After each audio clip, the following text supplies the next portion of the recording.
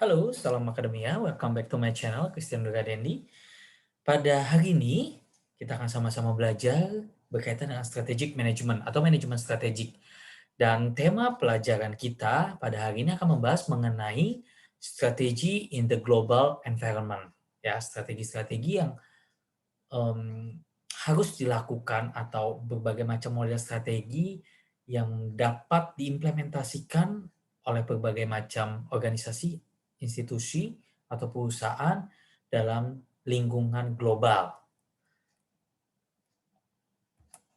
Oke, di dalam tema kita pada hari ini akan membahas berkaitan dengan global environment atau lingkungan-lingkungan secara global ya di seluruh belahan dunia.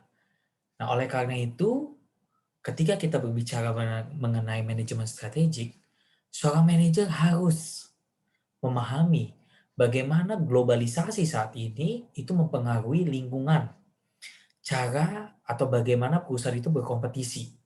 Ya, masuk dari berbagai macam perusahaan, multinational company, kemudian strategi-strategi apa yang bisa dapat sustain, bisa dapat membuat perusahaan itu sustain untuk menangkap peluang dan bagaimana membentuk competitive advantage dalam membendung ancaman-ancaman yang dapat mengganggu stabilitas atau keberlanjutan dari perusahaan yang saat ini kita sedang bekerja.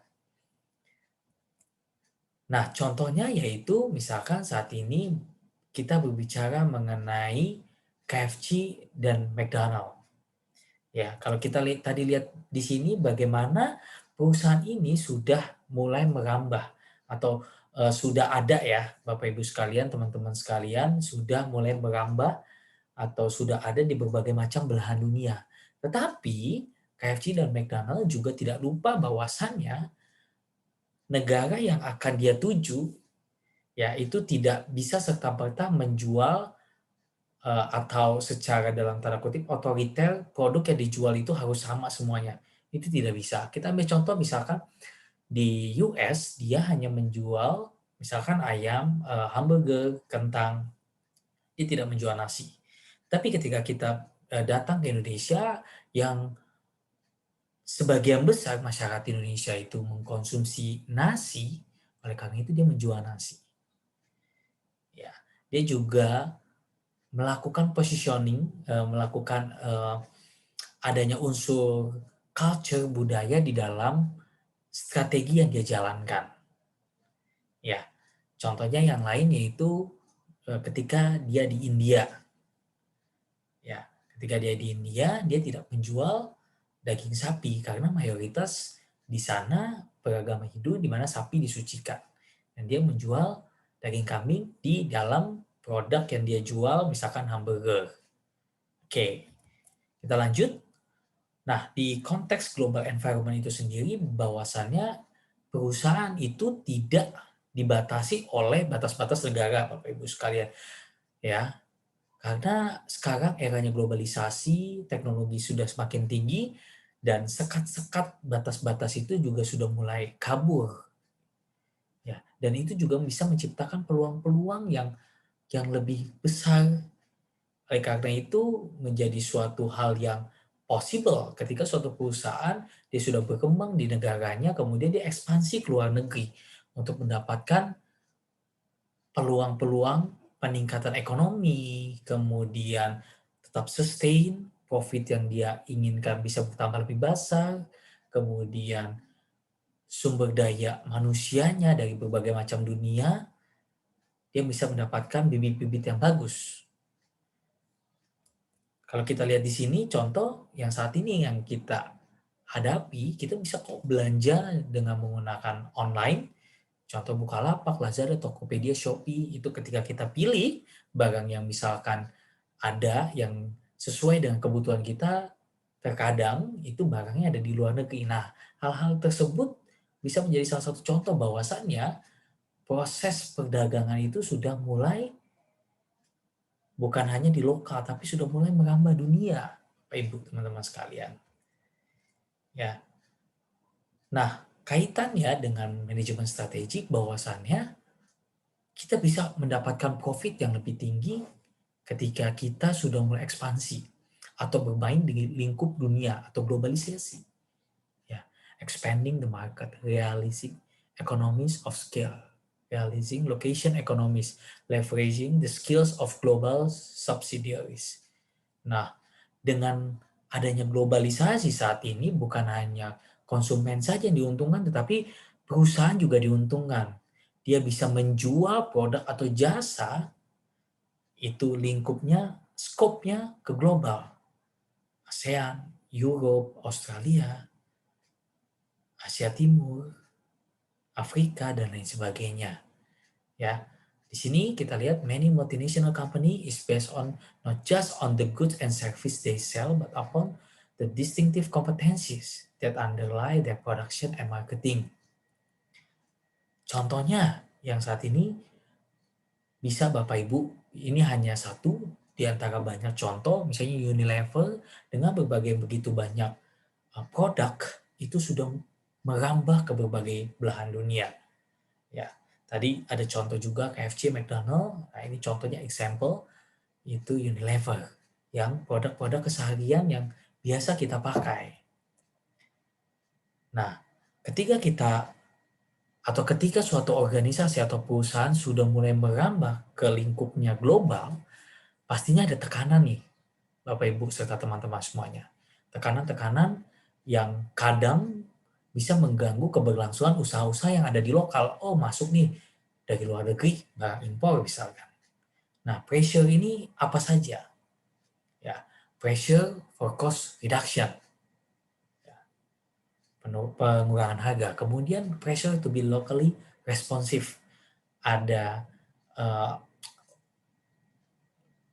tekanan dari unsur-unsur lokal. Misalkan unsur-unsur lokal saat ini atau pemerintah misalkan ketika membuat suatu produk 80% harus menggunakan bahan baku lokal.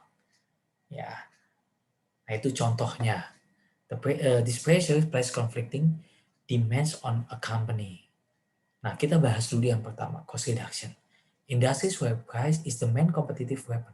Nah, terkadang Bapak Ibu sekalian, ketika kita berbicara konteks manajemen strategi, lingkupnya secara global, ada strategi-strategi atau tekanan-tekanan bagaimana menurunkan harga.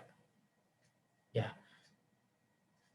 karena misalkan barang atau produk atau jasa yang diinginkan itu barang yang primer, barang yang sangat dibutuhkan.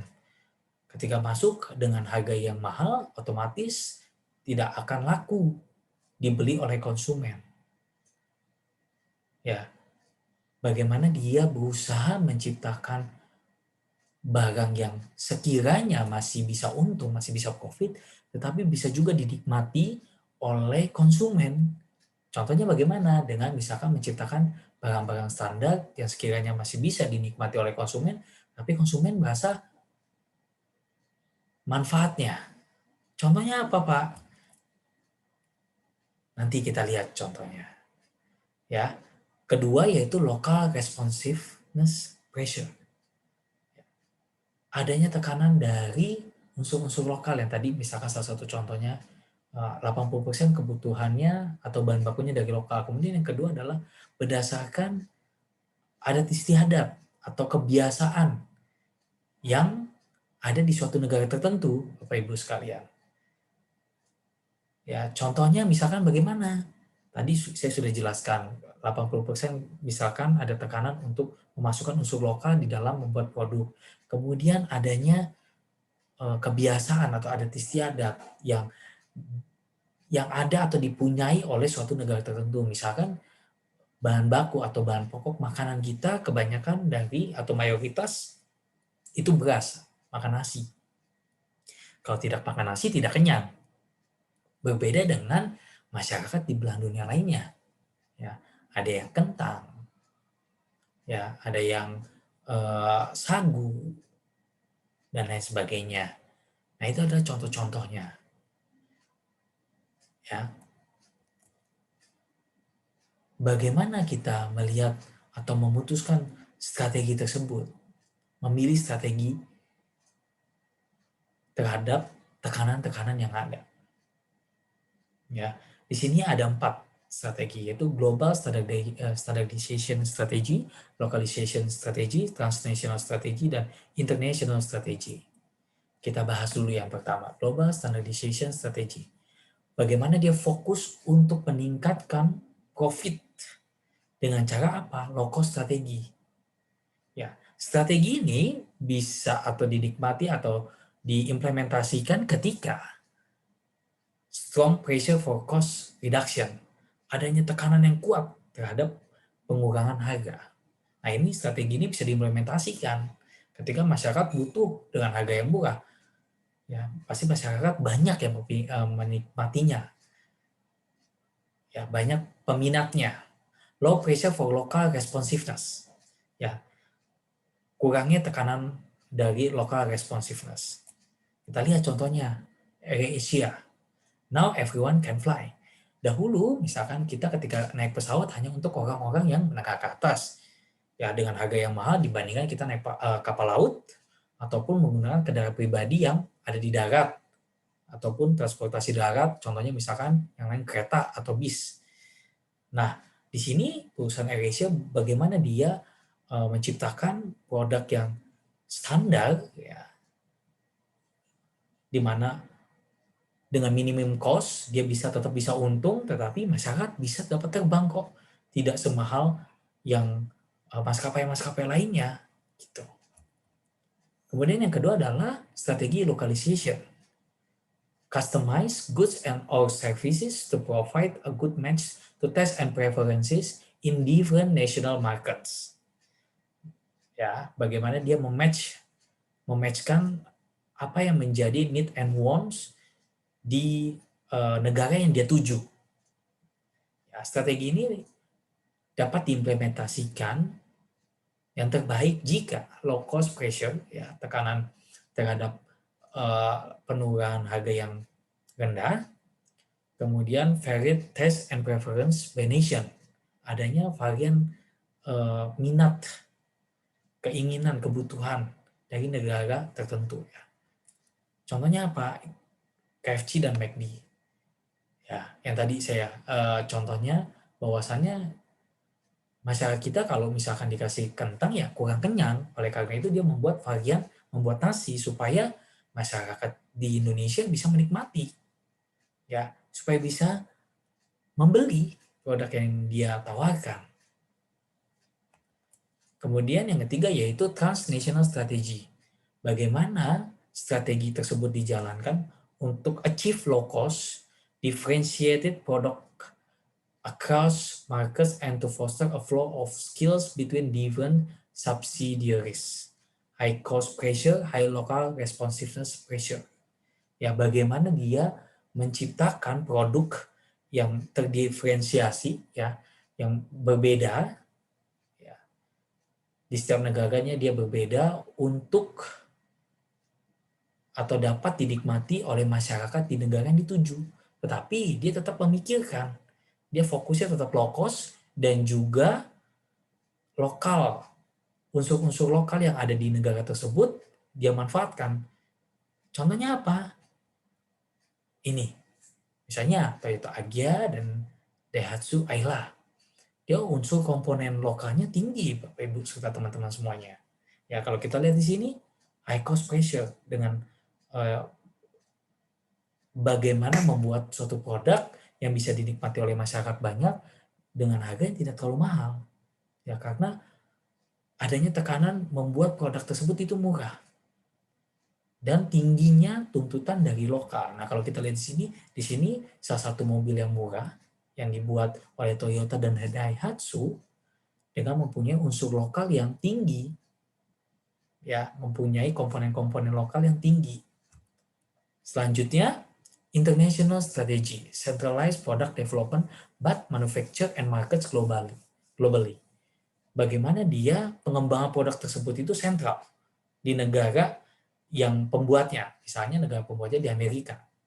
Oke, untuk pengembangan produknya di Amerika, tetapi untuk distribusinya, untuk penjualannya, untuk pabrik yang pembuatannya itu bisa di negara yang dia tuju.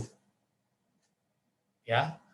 work best if there is low cost pressure, low pressure for local responsiveness, universal need product, no significant competitors. Ya, produk atau jasa ini dibutuhkan oleh masyarakat banyak. Yang penting masyarakat butuh, masyarakat inginkan, karena memang misalkan dibutuhkan di masyarakat luas, tidak peduli harga itu mau mahal mau murah, karena memang dibutuhkan. Ya, tidak peduli juga adanya unsur lokal atau adat istiadat budaya lokal. No significant competitors. Contohnya apa? Nah, di sini saya ambil contoh vaksin, di mana saat ini kebutuhan vaksin itu sangat-sangat dibutuhkan.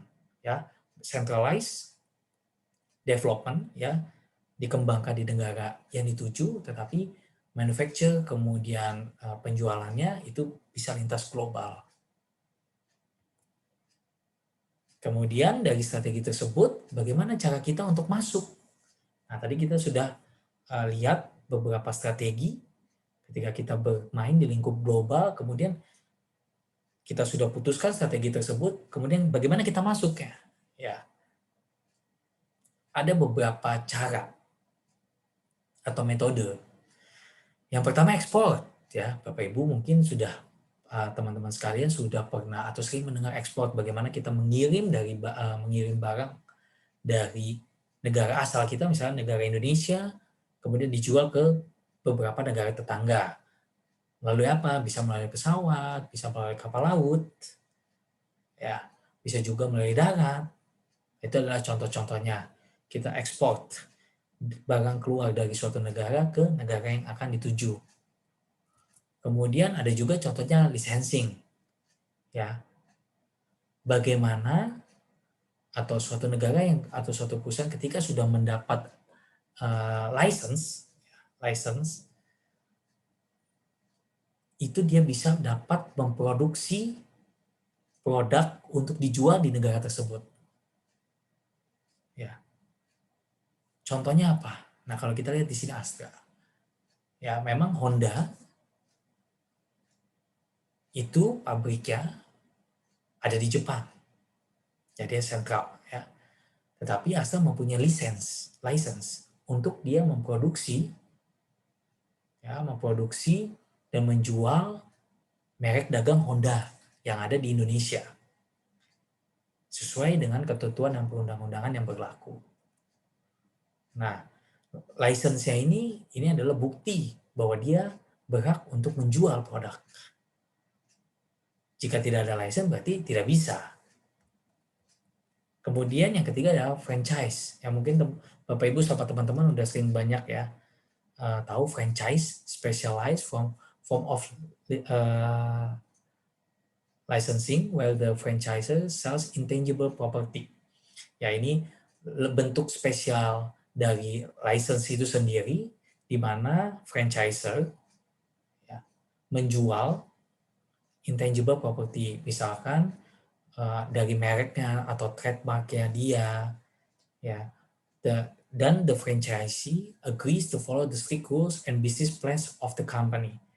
Ya, misalkan saya sebagai seorang franchisee, saya membeli nih atau bekerja sama menggunakan merek dagang perusahaan Bapak atau Ibu. Nah, kemudian saya mengikuti aturan yang berlaku.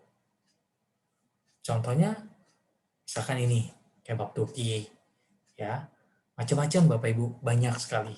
Contohnya, Sabana, kemudian Ipo, dan lain sebagainya. Yaitu ada contoh-contoh franchise. Kemudian selanjutnya yaitu joint venture, Bapak Ibu. Separate corporation come together to form a new corporate entity. Ya, dia dua perusahaan yang berbeda kemudian dia bergabung untuk menciptakan entitas perusahaan yang baru.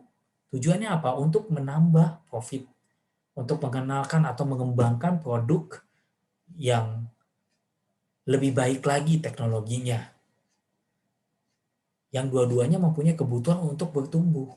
Oh, kamu punya kemampuan A, saya punya kemampuan B. Yuk kita gabung membuat suatu corporate entity atau entitas perusahaan yang baru dengan menggabungkan dua kemampuan kita. Adanya sharing knowledge, ya, walaupun itu bisa menjadi suatu ancaman juga. Nah, di mana joint venture ini melibatkan dua atau lebih perusahaan yang mempunyai atau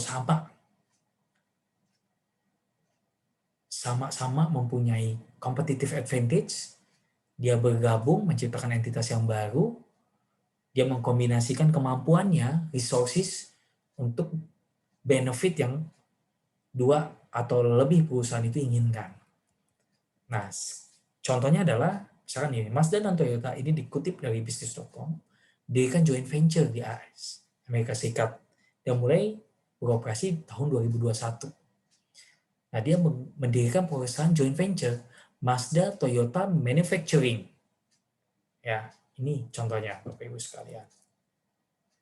Kemudian, yang terakhir yaitu wholly owned subsidiaries. A parent company owns 100% of a smaller self-contained business unit. Ya, dia mempunyai saham 100%. Dia mengambil kepemilikan dari bisnis unit. Ya. Mengambil kepemilikan perusahaan asing itu mempunyai kepemilikan yang penuh di perusahaan yang ada di host country atau perusahaan yang ada di negara lain. Nah, tetapi memang peraturan di Indonesia itu tidak boleh. Ya, karena ada peraturan dalam kaitannya PMA atau penanaman modal asing. Ya, berapa persen sesuai dengan ketentuan undang-undang yang berlaku. Baik, Bapak Ibu serta teman-teman sekalian, untuk materi ini sudah selesai. Terima kasih sudah menonton dan sama-sama belajar berkaitan dengan manajemen strategik pada hari ini. Semoga bisa bermanfaat bagi Bapak, Ibu, dan teman-teman semuanya. Terima kasih dan salam akademia.